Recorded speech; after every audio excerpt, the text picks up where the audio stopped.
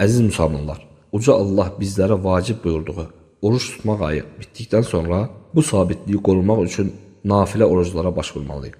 Nafilə oruclara misal olaraq hər ayın 3 günü tutulan orucları, 1-ci və 4-cü günlər tutulan orucları, Məhərrəm ayında tutulan Aşura orucunu, Arafa günü tutulan orucu, Davud orucunu və sair digər nafilə oruclarını zikr etmək mümkündür.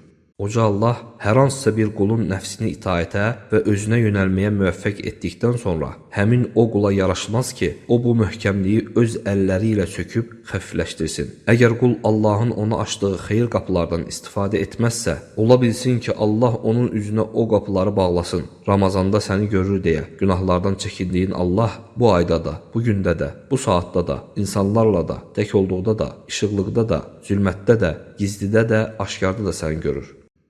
وَادْعُ إِلَى رَبِّكَ